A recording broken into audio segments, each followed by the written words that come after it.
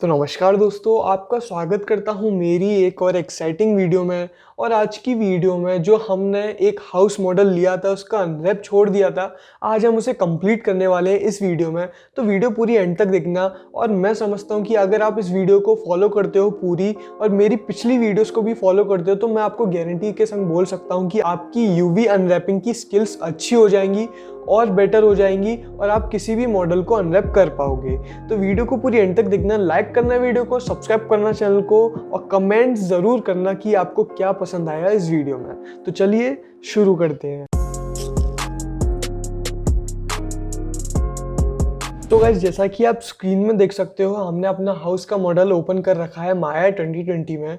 और अगर आपने लास्ट वीडियो नहीं देखी इस हाउस के अनरैपिंग के मॉडल की, तो आप वो ज़रूर जाके देखना, क्योंकि उसके आगे का पार्ट है ये अगर आप डायरेक्ट देखोगे तो आपको ये समझ में नहीं आएगा, तो आपको वो पार्ट देखना पड़ेगा। लिंक्स डिस्क्रिप्शन में है, कार्ड में भी आपको लिंक मिल जाएगी। सो गाइस, जैसा कि आप देख सकते हैं, हमने जो ऊपर वाला पार्ट था वो अनरैप कर लिया था। बाकी के पार्ट्स रह गए हैं, जैसे कि ये डोर, स्टेयर्स और ये जो ग्रास के कट्स हैं ये भी रह गए हैं। तो इन सबको हम अनरैप करने वाले हैं आज की वीडियो में। तो वीडियो पूरी एंड तक देखना। सो गाइस, आप स्क्रीन में देख सकते हैं कि हमने जो हाउस का जो टॉप पार्ट था वो अनरैप कर लिया है।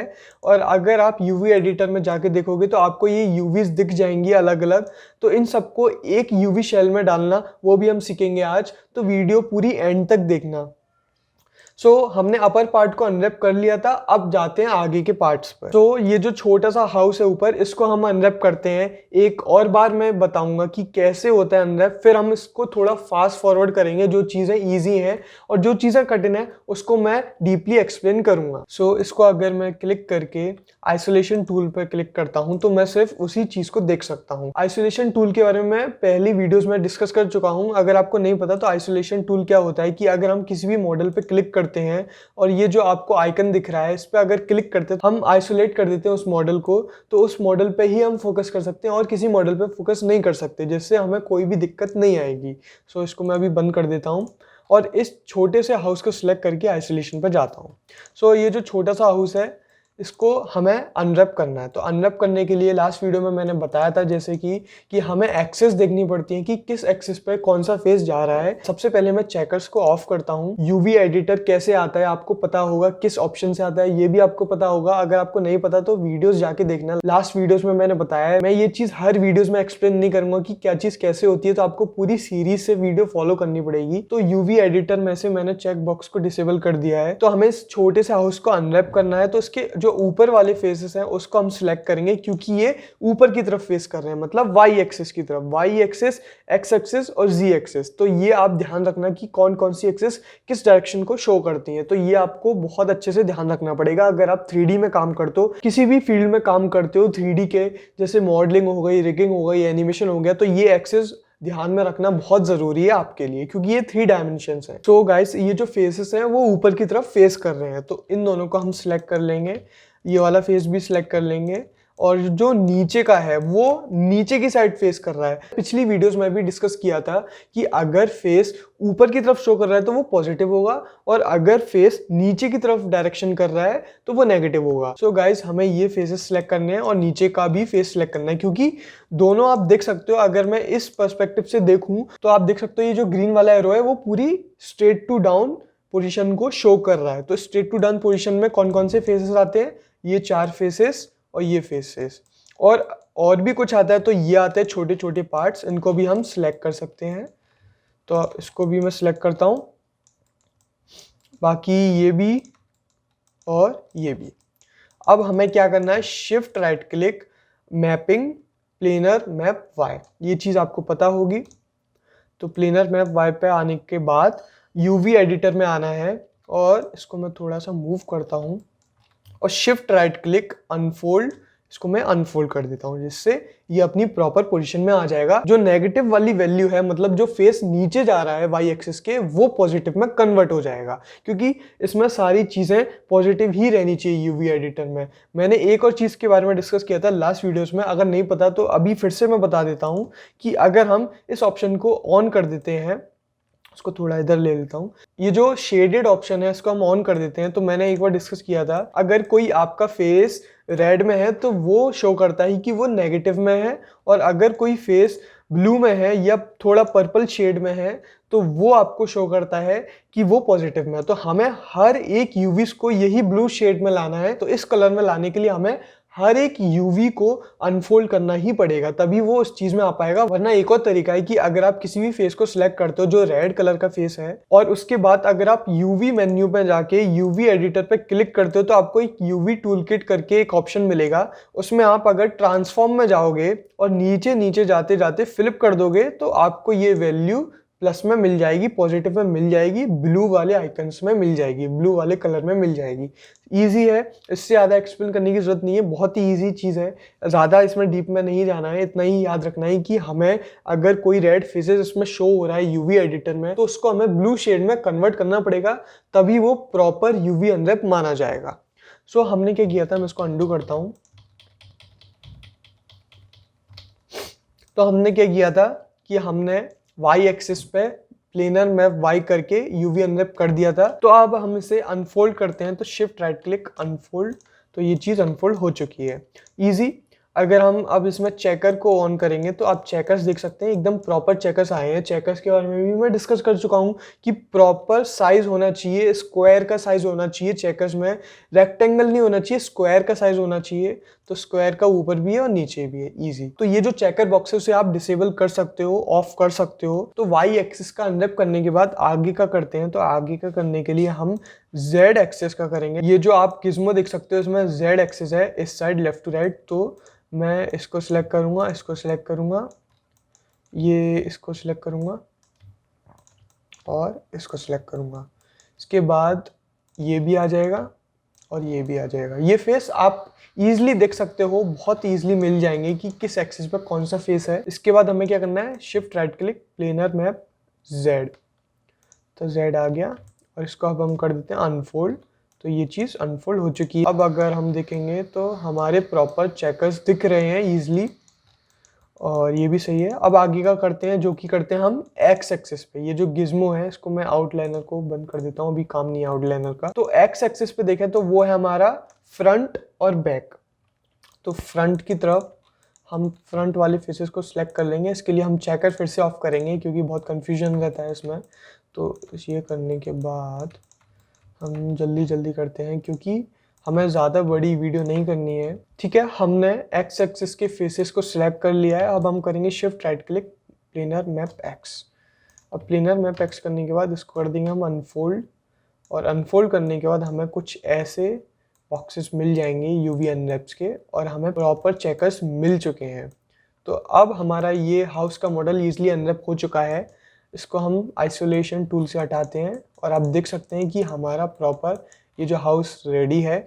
और एक बार आप चेक कर सकते हो, क्रॉस चेक, क्योंकि अगर रेड फेसेस रह जाता है तो आप उसे अनफोल्ड करके दोबारा कर सकते हो। तो हम एक बार क्रॉस चेक कर लेते हैं, कहीं रेड फेस नहीं है ना, नहीं है, सब क्लियर है, इजी। तो हमारा ये जो छोटा हाउस का मॉडल था वो भी अनरैप हो चुका है। सो गाइज अब हम इसे थोड़ा फास्ट फॉरवर्ड करेंगे, वीडियो को थोड़ा फास्ट फॉरवर्ड कर लेंगे क्योंकि ये चीज़ बहुत इजी है और यही टेक्निक पूरे हाउस में फॉलो होगी तो आप इजीली अनरैप कर सकते हो। तो थोड़ा फास्ट फॉरवर्ड करेंगे और सीधे आएंगे ग्रास के कट पे, क्योंकि वो टेक्निक अगर आपको आ गई तो आप किसी भी सिलेंडर शेप या स्पेयर शेप के मॉडल को अनरैप कर सकते हो।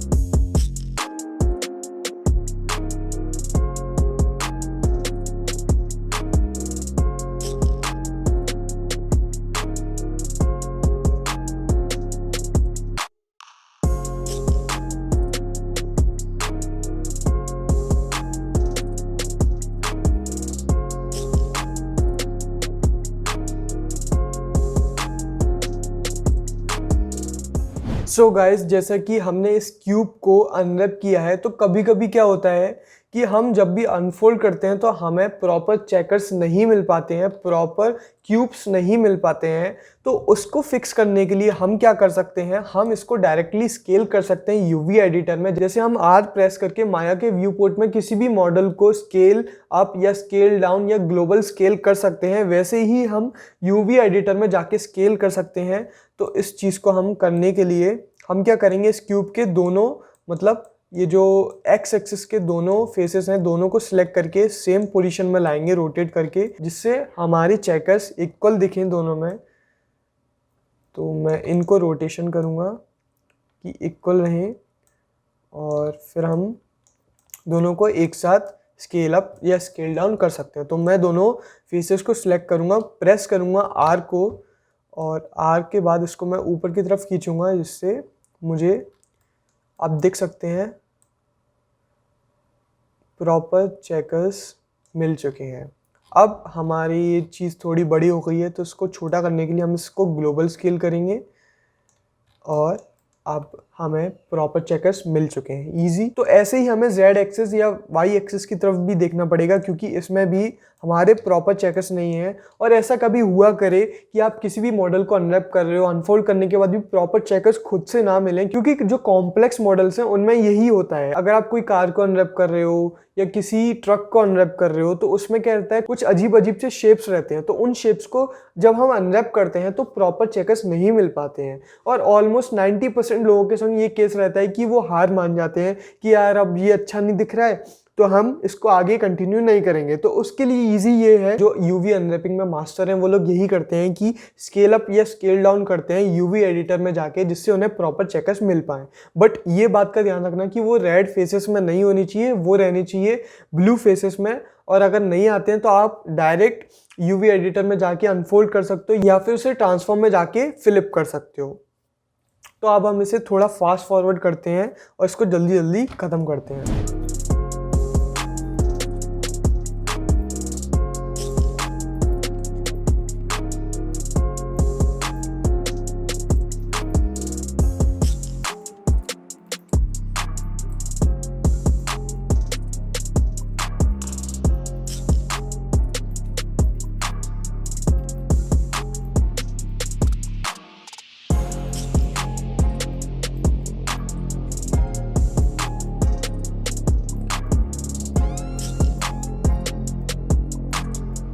तो गाइस, जैसा कि आप देख सकते हैं हमारे क्यूब का अनरैप हो चुका है पूरा।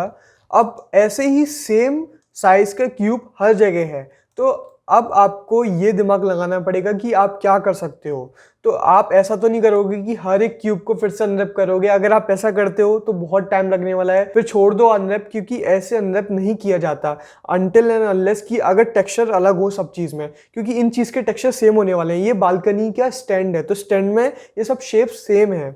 तो ये सब शेप्स को वही यूवी अनरैप लाने के लिए जो हमने उसमें किया था, हम सिंपली एक चीज़ को फॉलो करेंगे जो कि रहती है कॉपी पेस्ट। बहुत से लोग एग्जाम्स में कॉपी पेस्ट करते हैं, हम करेंगे माया में कॉपी पेस्ट, और ये चीज़ गलत नहीं है, कोई भी कर सकता है।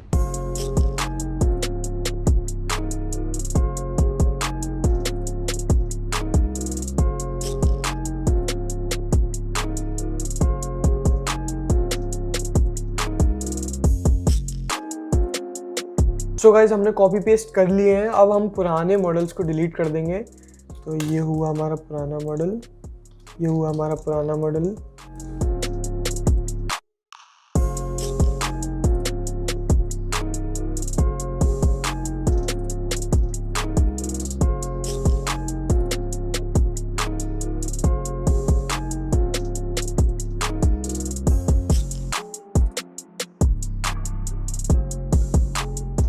सो हमने ये क्यूब्स को अनरैप कर लिया है। अब आगे का अनरैप करते हैं।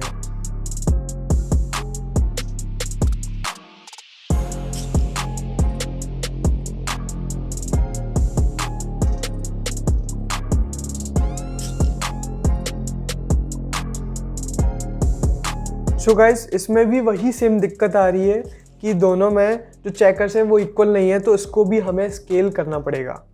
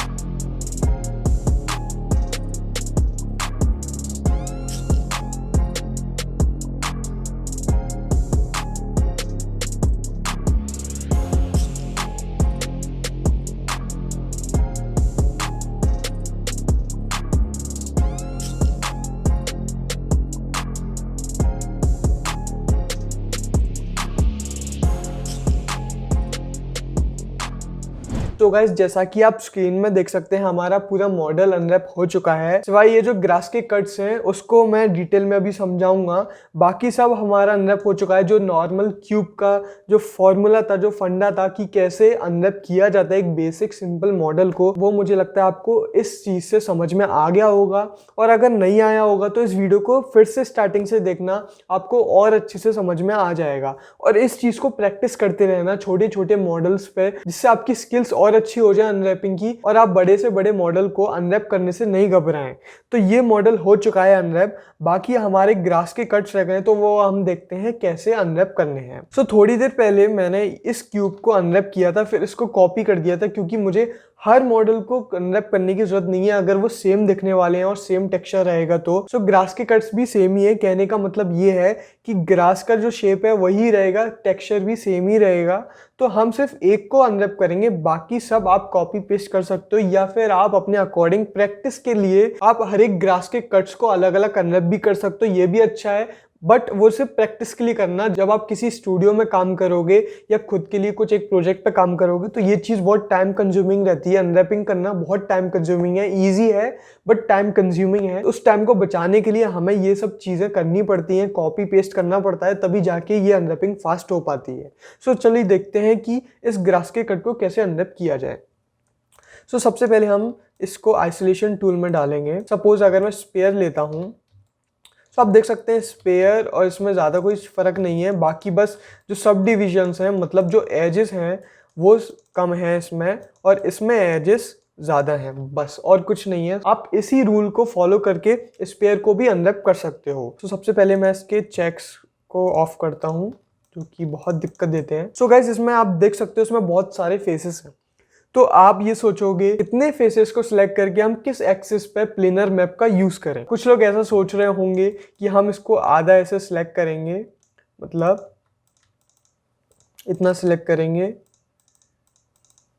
और इसको हम Z एक्सिस पे कर देंगे। ये चीज़ रॉन्ग है, ऐसे नहीं करनी है। या फिर कुछ लोग ऐसा सोचेंगे कि सिंगल सिंगल इन्हें लेके कर देंगे, जो कि बहुत ज़्यादा टाइम कंज्यूमिंग हो जाएगा और ये चीज़ परफेक्ट नहीं है। तो इजी वे इसको अनरैपिंग करने का ये है कि आपको पहले सारे फेसेस को सिलेक्ट कर लेना है। इसमें जितने भी फेसेस हैं सारे फेसेस को सिलेक्ट कर लेना है। उसके बाद आपको शिफ्ट राइट क्लिक मैपिंग सिर्फ प्लेनर मैप का यूज़ करना है। सो इससे पहले कुछ वीडियोस में मैंने बताया था कि प्लेनर मैप का क्या यूज़ रहता है, हमें क्यों यूज़ करते हैं प्लेनर मैप का। सिर्फ प्लेनर मैप की बात कर रहा हूँ, XYZ एक्सेस की बात नहीं कर रहा, सिर्फ प्लेनर मैप की। तो प्लेनर मैप में मैंने ये बताया था कि जब भी हमें एक्सिस का पता ना हो कि अगर क्या वो X एक्सिस में है, Z एक्सिस में या Y एक्सिस में है, अगर उसमें मेंशन नहीं हो रहा हो, मतलब इसमें शो नहीं हो रहा हो, तो आप प्लेनर मैप का यूज़ कर सकते हो। तो अगर आपको ये चीज़ पता है तो आप ईजिली इसमें प्लेनर मैप यूज़ कर सकते हो। तो प्लेनर मैप में अगर मैं इसमें यूज़ करता हूँ तो मैपिंग प्लेनर मैप। अब मैं जाता हूँ यूवी एडिटर में, समझो इस फेस को हटाने की कोशिश करूँ तो ये सब तो मर्ज है, क्योंकि ये पूरा स्पेयर एक दूसरे से मर्ज है, मतलब अलग अलग फेसेस नहीं है, अलग अलग कुछ नहीं है इसमें, है ना। पूरा हमने एक साथ प्लेनर मैप किया है। कहने का मतलब ये है कि अगर आप एक क्यूब लेते हो, समझो एक क्यूब लेते हो जिनके एक्स एक्सिस में दोनों फेसेस को आप अनरैप करते हो, वो दोनों एक दूसरे इंटरकनेक्टेड है ही नहीं, इसलिए वो मर्ज नहीं दिखते हैं। बट इसमें सारे फेसेस इंटरकनेक्टेड हैं और हमें नहीं पता कि किस एक्सिस पे कौन सा फेस जा रहा है। नहीं तो हम उसी टेक्निक का यूज करके इसको भी अनरैप कर सकते थे, बट नहीं, ये चीज इसमें पॉसिबल नहीं है, इसलिए हमने प्लेनर मैप का यूज किया है। प्लेनर मैप क्या करता है, पूरे फेसेस को सिलेक्ट करने के बाद अगर हम प्लेनर मैप का यूज करते हैं तो वो एक हमें एक सिंपल शेप लाके दे देता है यूवी एडिटर में, जो कि इंटरकनेक्टेड रहता है, मतलब अलग अलग फेसेस नहीं रहते हैं। अगर आप इसमें से फेसेस अलग करने की कोशिश करोगे तो ये देखिए, ये अलग से ही ऐसा कुछ हो रहा होगा, जो कि गलत है। आप इसको बाहर मत कीजिए, जैसा है वैसे ही रहने दीजिएगा।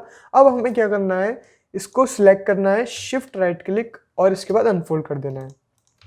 सो आप देख सकते हैं अनफोल्ड करने के बाद भी कुछ नहीं हो रहा है, क्योंकि ये जो स्पेयर है इसमें कहीं पे भी कट नहीं है। समझो आप एक एप्पल खाते हो, तो एप्पल को कुछ लोग हाफ में कट करके खाते हैं, मतलब 2 पीस करके खाते हैं, कुछ लोग सारे पीसेस करके खाते हैं और कुछ लोग एक ही में खा जाते हैं।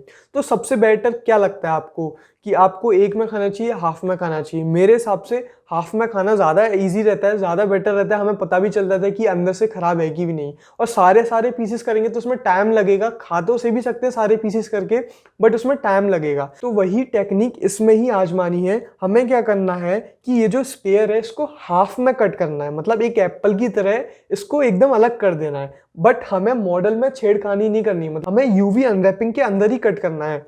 तो ये चीज़ करने के लिए हम क्या करेंगे, सबसे पहले आपको एक एज सिलेक्ट करनी पड़ेगी इसके लिए। तो मैं कौन सी एज सिलेक्ट करूंगा, मैं करूंगा ये बीच वाली।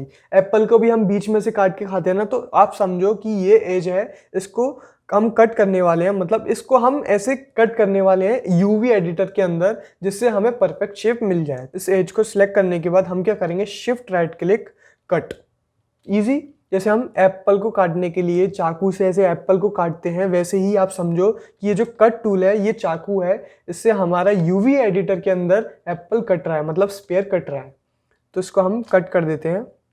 अब कट करने के बाद अब मैं यूवी शेल में जाके इन दोनों को ऐसे करता हूं, तो आप देख सकते हैं ये दोनों चीज़ें अलग हो गई हैं। और अगर मैं यहाँ पे करता हूँ, यहाँ पे सिलेक्ट करता हूँ, तो ये तो पूरी एक ही चीज़ है। क्योंकि मैंने क्या बोला था थोड़ी देर पहले कि हम इस चीज़ को यूवी एडिटर के अंदर कट करने वाले हैं, ना कि व्यू पोर्ट के अंदर। तो हमने यूवी एडिटर के अंदर इस चीज़ को कट कर लिया है। अब हमें क्या करना है, देखो हमें इसमें ये नहीं पता चल रहा है कि इसमें क्या ब्लू फेसेस हैं, क्या पर्पल फेसेस हैं, या क्या रेड फेसेस हैं। इस चीज़ से बचने के लिए यही उपाय है कि आपको अनफोल्ड करना पड़ेगा इस यूवी शेल को। तो इस यूवी शेल को अनरैप करने के लिए हम दोनों यूवी शेल को सिलेक्ट करेंगे, शिफ्ट राइट क्लिक और अनफोल्ड। ये आपका हो चुका है। अगर अब हम चेकर्स पे जाएंगे तो आप देख सकते हैं हमें प्रॉपर चेकर्स मिल चुके हैं। बट इसमें भी कभी कभी क्या होता है कि जैसे आप शेप की तरफ देख सकते हो, तो शेप थोड़ा वैसा है कि एज ए स्लाइडिंग शेप है। तो स्लाइडिंग शेप की वजह से जो क्यूब्स है, ये जो चेकर्स हैं, वो थोड़े टेढ़े मेढ़े आपको दिखेंगे। बट ये चीज़ बेस्ट है, आप इस चीज़ को फॉलो कर सकते हो। और अगर आपको जैसे ये हमने जो एज को कट किया था बीच में से, आपको ये पसंद नहीं आ रहा है, आपको कट करने के बाद अच्छा आउटपुट नहीं मिल रहा है, तो आप क्या कर सकते हो, ये जो ऊपर वाली एजेस है इनको सिलेक्ट करके जो इंटरकनेक्टेड है, ऐसे में भी कट कर सकते हो, ऐसे में भी कट कर सकते हो। जिस चीज़ से आपको आउटपुट अच्छा मिले वही करना, एक ही चीज़ फॉलो नहीं करनी है। तो मैं आपको वो भी करके बता देता हूँ। मैं इसको अंडू करता हूँ। सो मैंने ये जो एज थी वो मैंने कट की थी। बट अब मैं क्या करने वाला हूँ, ये जो बीच की एज है, ये वाली एज, इसको और इसको दोनों को सिलेक्ट करने वाला हूँ, क्योंकि इंटरकनेक्टेड एजेस रहनी चाहिए। आधी एज को कट करने से कुछ नहीं होगा, पूरी राउंड की एजेस सिलेक्टेड रहनी चाहिए। तो मैंने उसको सिलेक्ट कर लिया है। अब मैं शिफ्ट राइट क्लिक कट पे क्लिक कर दूंगा और आप देख सकते हैं ये एप्पल, ये जो स्पेयर है, ये कट हो चुका है 2 पीसेस में। अब इसको हम अनफोल्ड करेंगे और अब देखेंगे तो भी हमें प्रॉपर क्यूब्स मिल रहे हैं। साइड में थोड़ा सा टेढ़ा मेढ़ा है, बट इतना चलेगा। और अगर आपको इसमें भी और परफेक्ट चाहिए, मतलब इसमें भी कुछ लोग यही सोच रहे होंगे कि हमें इसमें परफेक्ट चेक बॉक्सेस चाहिए, तो चेक बॉक्सेस को सही लाने के लिए हम इसमें एक और एज को कट कर सकते हैं। जैसा कि मैंने बताया था कि एप्पल को कुछ लोग हाफ में कट करके खाते हैं, सारे पीसेस को कट करके खाते हैं, या एक बार में पूरा खा जाते हैं। तो इसको हम एक और पीस में कट करेंगे। इसको मैं चेक बॉक्स को हटा देता हूँ। तो इसको मैं यहाँ से कट करूँगा और यहाँ से कट करूँगा। और जैसा कि मैंने बोला था कि इंटरकनेक्टेड एजेस रहनी चाहिए, ऐसी टूटी फूटी एज सिलेक्ट नहीं करनी चाहिए। पूरी जो राउंड में है, पूरी इंटरकनेक्टेड एज है, उसको ही सिलेक्ट करके कट करना चाहिए।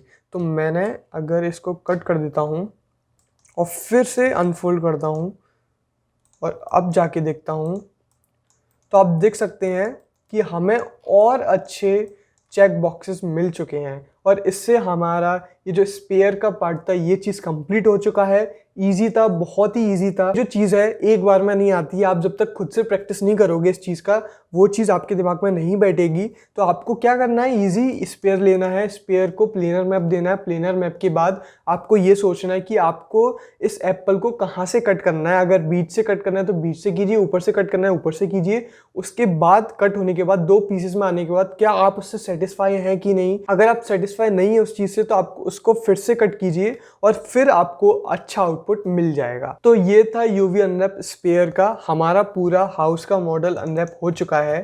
तो अगर हम एक बार और देखें तो इसका अनरैप हो चुका है, हाउस का हो चुका है, स्टेयर्स का हो चुका है, बालकनी का हो चुका है, इसका भी हो चुका है, हाउस का हो चुका है और ये अपर पार्ट का भी हो चुका है। अब ये हमारा पूरा अनरैप कंप्लीट हो चुका है। अब आती है मेन बात कि हमें इसको एक यूवी शेल में, मतलब एक स्क्वायर शेप का जो यूवी शेल है, मतलब आप स्क्रीन में देख सकते हैं कि ये जो यूवी शेल है, ये इसी यूवी शेल में सारे टेक्सचर्स अप्लाई होते हैं, बाकी के यूवी शेल्स में नहीं होते हैं। वो बात का काम है, वो मैं किसी एक और वीडियो बनाऊंगा, उसमें समझाऊंगा कि बाकी के यूवी शेल्स को कैसे यूज़ कर सकते हैं, उसके लिए क्या क्या करना चाहिए। वो थोड़ा ज़्यादा टिपिकल टॉपिक हो गया, बट उसके बारे में हम बाद में डिस्कस करेंगे। तो यूवी शेल में सारी चीज़ें डालने से पहले आपको ये चीज़ देखना पड़ेगी कि ये जो हाउस का जो टेक्सचर है वो क्या एडवांस लेवल का टेक्सचर होने वाला है, क्या डिटेल टेक्सचर उसमें यूज़ करने वाले हो या नॉर्मल टेक्सचर यूज़ करने वाले हो। तो हम इस वीडियो में एकदम नॉर्मल यूज़ करने वाले हैं, ज़्यादा डिटेल नहीं रखेंगे क्योंकि वो चीज़ बहुत एडवांस लेवल की हो जाती है, उसमें थोड़ी और मेहनत लगती है। तो वो मैं आपको दूसरी किसी वीडियो में बताऊंगा। अभी सिर्फ नॉर्मल टेक्सचर की बात करते हैं। ये जो पूरे हाउस के फेसेस हैं, जितने भी यूवी शेल्स हैं, उन सबको इस यूवी शीट में लाने के लिए, ये यूवी शेल नहीं यूवी शीट है, इसे हम यूवी शीट कहते हैं। यूवी शीट, ध्यान रखना, यूवी शेल तो हमें इन चीज़ों को कहते हैं। ये जो हमने अनरैप किए हुए हैं इनको हम यूवी शेल्स कहते हैं। यूवी शेल्स को यूवी शीट में लाने के लिए हमारे पास दो ऑप्शंस हैं। तो सबसे पहले हम सारे मॉडल्स को सिलेक्ट करेंगे, और हाँ, अगर एक सीन में जितने भी मॉडल्स हैं उसमें आपको एकदम नॉर्मल टेक्सचर चाहिए, हल्का फुल्का टेक्सचर चाहिए, तो आपको सारे मॉडल्स को, मतलब सारे मॉडल्स के जितने भी यूवीज हैं वो एक ही यूवी शीट में आने चाहिए। मतलब एक ही यूवी शीट में आने चाहिए। ऐसा नहीं कि इस ग्रास का यूवी शीट अलग है या इस हाउस का यूवी शीट अलग है या इस स्टेयर का यूवी शीट अलग है। इससे क्या होता है कि जो कॉस्टिंग है वो बढ़ जाती है। आपके पर्सनल में कॉस्टिंग नहीं बढ़ेगी, बट अगर आप किसी स्टूडियो में काम करते हो तो वो लोग क्या बोलते हैं कि एक सीन में जितने भी मॉडल्स हैं ना, वो सारे के सारे एक यूवी शीट में आने चाहिए, जो कि बहुत टफ रहता है। बट अगर आपको ये चीज़ अच्छे से आ गई तो आप इजीली यूवी शीट में जाके उनको सेट कर सकते हो। तो मैं क्या करूँगा, हाउस को, स्टेयर्स को, इस एक मॉडल को, इसको इसको इसको इसको, इस ग्रास को और इनको सिलेक्ट करने के बाद मैं क्या करूँगा,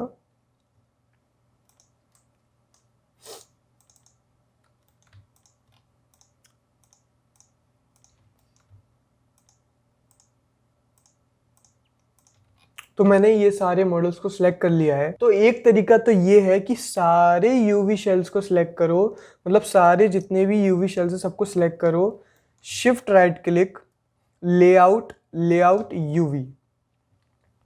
तो अब इससे क्या होगा कि ये ऑटोमेटिकली, मतलब जो यूवी एडिटर में जो फंक्शन है, जो माया में फंक्शन है, ये ऑटोमेटिकली कैलकुलेट करके सारे यूवी शेल्स को एक यूवी शीट में डाल देगा। आपको ज़्यादा मेहनत करने की ज़रूरत नहीं है, आप इजीली कर सकते हो। दूसरा तरीका ये है कि आपको एक एक करके, मतलब फॉर एग्जाम्पल मैं आपको एक छोटा सा एग्जाम्पल देता हूँ। पूरा अगर बताने बैठा तो 2-3 घंटे की वीडियो बन जाएगी, बट आपको एकदम सिंपल सा बताता हूँ। मैं जैसे कि कौन सा यूवी शेल लूँ, हाँ, मैं ये यूवी शेल लेता हूँ। सपोज़ ये जो शेल्टर है हाउस का, तो इस यूवी शेल को लेता हूँ। तो अगर आपको इन दोनों यूवी शेल्स को इस यूवी शीट के अंदर लाना है, ये जो छोटी सी यूवी शीट है, तो इसको हमें सबसे पहले स्केल करना पड़ेगा, इसको हमें साइड में रखना पड़ेगा। इसका ये चेकर बंद करता हूँ, जिसे साइड में रख दिया। और ये जो यूवी शेल्स हैं ये यूवी शीट के बाहर नहीं निकलनी चाहिए। ये जो ब्लू लाइन है, जो ब्लैक लाइन है, इसके बाहर नहीं निकलनी चाहिए, नहीं तो आपका जो टेक्सचर है वो इस पर काम नहीं करेगा। तो आपको ऐसे ही करके, मतलब सारी चीज़ें इसमें फिक्स हो जाएं। ये जो शेल्टर है इसका क्यूब का साइज इतना बड़ा है, इतना बड़ा, ठीक है। और ये जो शेल्टर का ये जो छोटा सा पार्ट है, इसको भी हम अगर इसमें डालते हैं, और इसका क्यूब का साइज इतना, तो शेल्टर का इतना बड़ा क्यूब का साइज है, और जो शेल्टर का जो छोटा सा पार्ट है उसका इतना बड़ा साइज है। तो हमें ये चीज़ मिस्टेक नहीं करनी है। हमें क्या चीज़ का ध्यान रखना है, जब भी हम यूवी शीट्स में यूवी शेल्स को मैनेज करें, सेट करें, हमें क्या चीज़ का ध्यान रखना है कि क्यूब्स का जो साइज है, मतलब जो बड़ा शेल्टर है वो छोटे वाले शेल्टर जैसा हो या छोटा वाला शेल्टर बड़े वाले शेल्टर जैसा हो, मतलब दोनों के जो चेकर्स हैं, दोनों के जो चेक बॉक्सेस हैं वो सेम रहने चाहिए। जो शेल्टर के चेकर्स का जो इतना साइज है उतना ही सारे मॉडल्स का रहना चाहिए, तभी वो परफेक्ट चीज़ मानी जाएगी, तभी जो पूरे मॉडल की जो अनरैपिंग है वो कंप्लीट मानी जाएगी और तभी आप उसमें टेक्सचर अच्छे से अप्लाई कर सकते हो। अगर थोड़ा बहुत अलग भी होता है, लाइक छोटा बड़ा, मतलब इतना बड़ा एक शेल्टर का है और दूसरे शेल्टर का पार्ट इतना बड़ा है तो इतना चल सकता है, इतने में कोई दिक्कत नहीं है। या फिर ऐसा भी चल सकता है कि अगर आपको सीन में कोई चीज़ नहीं दिखानी है, फॉर एग्जाम्पल विंडो है, ठीक है, समझो ये जो स्क्रीन में ये जो विंडो है आपको ये चीज़ नहीं दिखानी है तो आप इसको इतना छोटा रख सकते हो किसी साइड में, बट आपको जो चीज़ ज़्यादा शोकेस करनी है, फॉर एग्जांपल आपको शेल्टर शोकेस करना है या आपको ये जो गेट है इसको शोकेस करना है अपने सीन में, तो आपको ऑब्वियसली इसमें टेक्सचर की ज़्यादा मेहनत करनी पड़ेगी।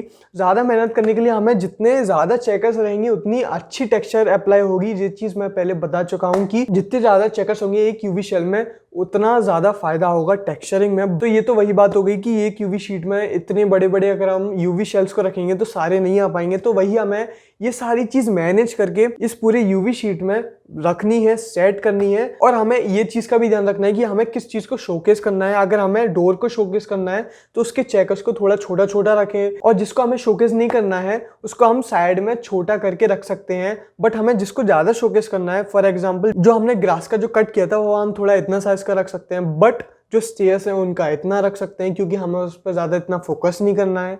तो आप ये चीज़ थोड़ा देख सकते हो कि कैसे क्या करना है। अगर आपको ये समझ में नहीं आता है तो इसके लिए फिर मैं एक अलग सी वीडियो बनाऊंगा, ये थोड़ी लेंथी वीडियो है, इसका अलग से ही टॉपिक रहेगा कि हमें यूवी शेल्स को यूवी शीट में कैसे मैनेज करना चाहिए। उसके भी 2-3 तरीके होते हैं। तो सिंपल सा जो मैंने पहले तरीका बताया था आप उसे यूज़ कर सकते हो कि shift right click layout UV.